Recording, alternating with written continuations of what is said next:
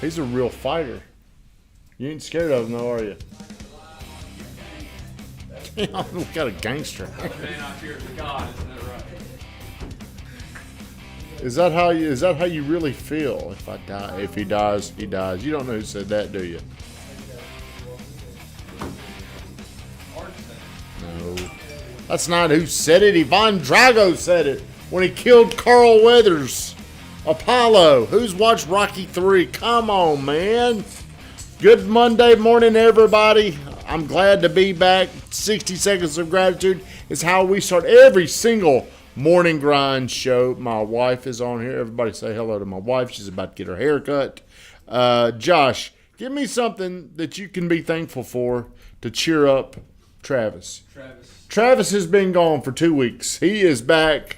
I bet you probably did your taekwondo shit while you were down there, didn't you? You didn't throw one punch or kick or nothing. Andre, thank you for getting on here. Remy, if you're on here, do me a favor, like, comment, share the stream. What's one thing you're grateful for, Little Red? Yesterday, me and Zena committed to this time next year, we're taking a trip to Bosnia. Bosnia? Damn, what are y'all going to do over there? She has some family. We're going to go sightseeing. Is that dangerous? You know, I don't know for sure, but the country with a name called Bosnia just sounds dangerous. It does sound dangerous. Is it dangerous? It's not dangerous. Look it up. Hey, Hayden is on here. Good morning, Hayden. Cecilia, thank y'all for getting on here. Well, you know what I was thinking? I'm about to go back to the beach myself. I'm very thankful for that. I'm counting down the days. You know, we've got our house on the market, but I'm so back and forth onto well, you know, this wasn't really my plan. Do we want to sell this house or do we want to buy a house in Florida? I'm all over the place, but I'm thankful. That we're going to go down to Florida and look around. Let me see the big smile. When are y'all going? None of your damn business. The end of the month. Right. The end of I think the 26th or 27th. I'm also thankful it's college football season. My wife says congrats to everyone that went under contract over the weekend. You're rock stars. Shannon Wheeler, I hope we did we get any deals over there with you this morning? Van, how did we title today's show? Can you think a few steps ahead? Okay, so do you have the ability, the capacity to understand, to be able to predict what's going to happen in a few steps in front of you? Most people, until they've been exposed, are going, this is why experience and exposure is so important. Like, you don't know yet how someone's going to react when you say something to them. You're starting to build the muscle, though, when you ask for 30 seconds, you already know what they're going to say. What are they going to say? I ain't got time for it right now. What are you going to say? I completely understand. If I was you, I wouldn't expect you to have time. But while I got you here, can I just get 30 Can you why? He's on here. Hey, I'm busy right now. I completely understand. Most of the time when I call you, you're going to be busy. But now that I got you on the line, I can at least have you. So what that does is it helps you anticipate, predict, and how you can overcome things. How do you understand what an advantage you have over people if you can think a few steps in front of them? So I was talking to Josh. Shannon got a contract, and I'm feeling better and better. Josh was talking about people that came over to our house, and I can already predict where they are, and I know if they're going to buy it or not. I just know. Good morning, Amanda. Hey, the Bird's house looks great. We saw your work yesterday. I can tell if they're interested. Then I can tell what I would need to say to them to get their attention. It doesn't always work, but I can just tell. It's an awareness.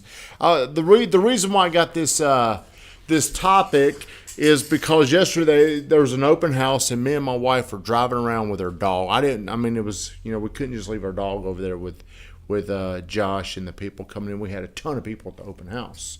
So whenever Brittany was coming back, I could predict this because I had to go run some errands for my mom and then meet Brittany. We were going to exchange the dog and she was going to leave.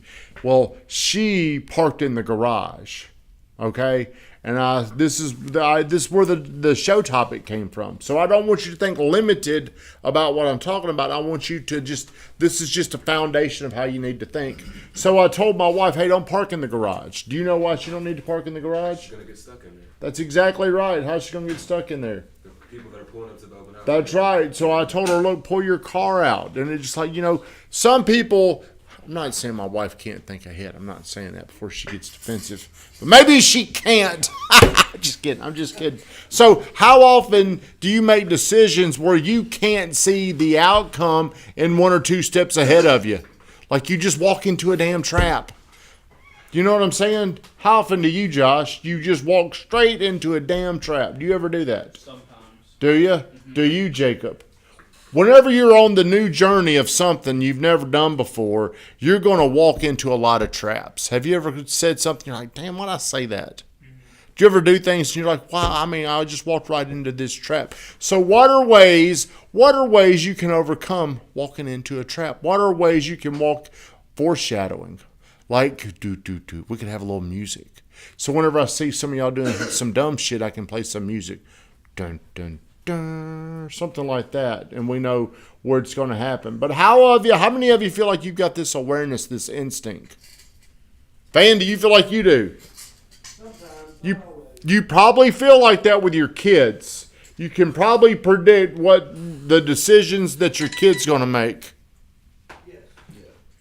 Okay. Well, in business, you're going to learn how to do this over time also. That's why you need to stick with one thing. Like whenever you're hopping around and you're doing this and then you're doing that, my wife, let's see what she says. I can think ahead that you're going to get punched tonight. Drew says I can predict the future. Well, see, you got to learn how to build these awareness muscles. And if you're somebody that, like, when I was probably 25 to 30, I would go work here, and then I would go work there, and then I would work here, and I was really never building the awareness, the understanding how to anticipate. Now I've been doing this, I think it's about 20 years. It'll be right around 20 years. So the longer you do something, you develop these muscles, intuition. You learn how to predict the future. You guys are learning how to predict the future right now. Can I have 30 seconds of your time? Yes. Can you? Can I? Yes. Well, that's probably not going to happen. You're predicting, though. We're putting things in there. Well, now that's going to grow. Josh, can you tell when you're with people, can you predict what their decision's going to be? At first, you couldn't. Whenever Josh was here early on, everybody he talked to, well, yeah, they're going to buy this house. I'm like, you dumbass. I mean, every single person. It was like you were the guy in the Wizard of Oz that had no brain. Who was that? Buckethead. We called him Who was it? The Scarecrow? I think it was the Scarecrow. Who didn't have a brain in the Wizard of Oz? Van, you should know this.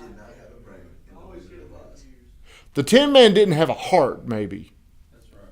The Scarecrow didn't have a brain. So I'd always be like, Josh, really? I mean, he had it was like Brick in Anchorman. Has anybody ever seen Anchorman? That's who Josh used to remind.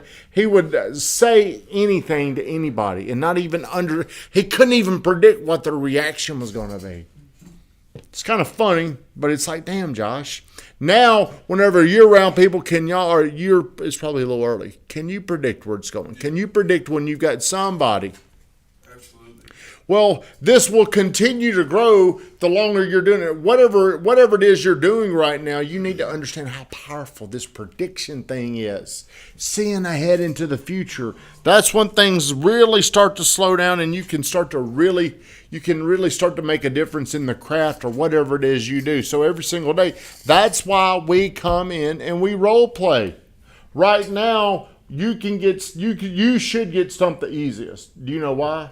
It's not, so just so you know this, it has nothing to do, Brick Tomlin, it has nothing to do with your level of intelligence. It has everything to do to what you've been exposed to. How many times have you been exposed to, hey, I'm not interested? Many times.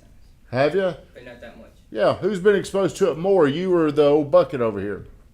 Who? The old bucket over there. Do you know who the bucket is? Who? Josh. Jish. It's Jish. Watch it over there. Lorena says, we're not going to sell. He wants that Florida home. You know what? I'm so torn on this. I go back and forth. So I want you to start thinking about this. Slow down what you're doing and start thinking about what's in the future of this decision. Some of you may not even understand that, because a lot of people, they've got a thought, they've got an emotion, and then there's the decision without any thought about what's a few steps ahead. So like right now, we're looking at selling the home. And I've got this plan. And we go back and forth because we do love our home. But I'm thinking ahead, like if we sold this home, there's a lot of things that I would pay off that produce income. Okay? I've got a plan in place. How many of you have a plan that you know will work that's in place? Or are you just winging your shit? You're just making a decision in the moment, and it's like one loss after another loss after another loss. Whenever you're playing, do you plan your day out? When do you do it? First thing in the morning. First thing in the morning. We got to plan your day out. There's some things I know. I'm going to add some stuff onto your day. And your day. Y'all need to add something. So I believe the people that really get ahead in like a 10-year period are always thinking a few steps ahead.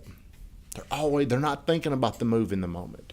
The move in the moments usually lead to bad decisions that you got to make another bad decision to get out of. Have you ever played pool bucket? Yep. Do you know what it's like to be stuck behind the 8-ball? Yeah. What is it like? You can't move. So too often people in life, they move to a position to where they have no move to make. So what that means is, if I want to lose 20 pounds, how do I need to get started? Tap the 8-ball low. Or stay out of the kitchen. It's something to do with the kitchen. It's a commitment where I've made the decision. I've got to reduce alcohol, bourbon, Coors Lights during them hot summer sunny days. I've got to make the decision to stay out of that dark chocolate in there. Because if I don't, it's really no matter what I do, I put myself in a position to where I can't win.